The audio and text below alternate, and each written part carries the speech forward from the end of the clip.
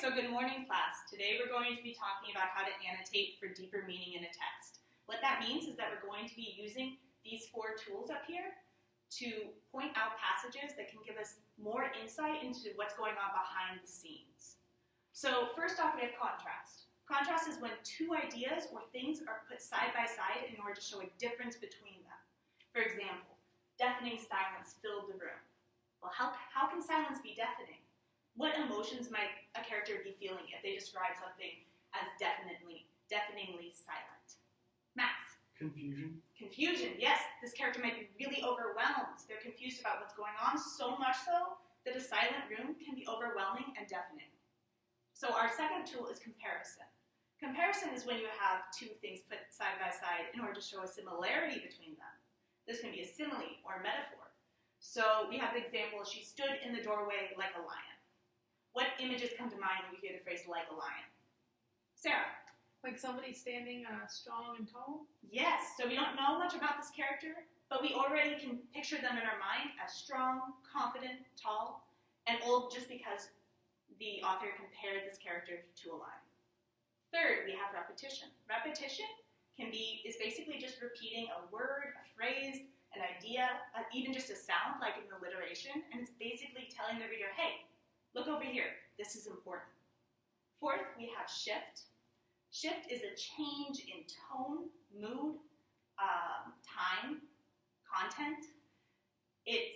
So it can be a flashback or a flash forward, and it's telling the reader to, hey, look at this, what's going on? Why am I making a shift here to this other topic or this other idea?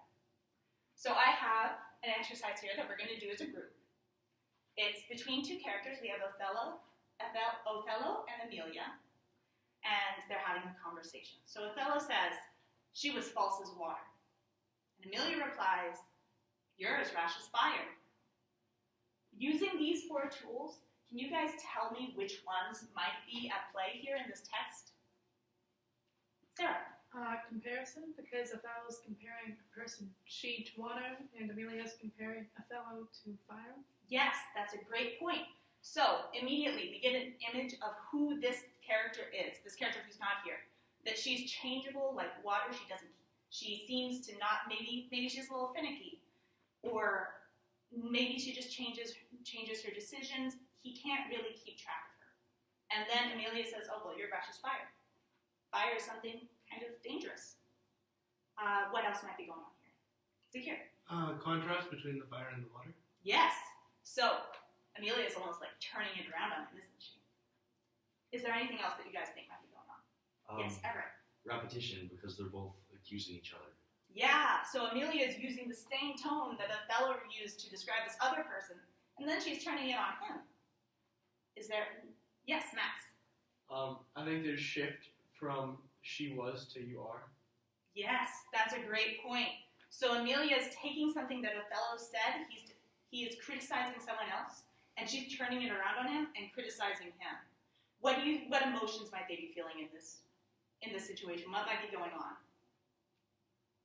Yes, Max? I think it seems like Othello is probably trying to pin blame on someone who's absent, and then Amelia is then turning it around and putting the blame on Othello. Yes, and we weren't told any of that. We're just given 2 lines of dialogue, but already we can figure out the story behind it.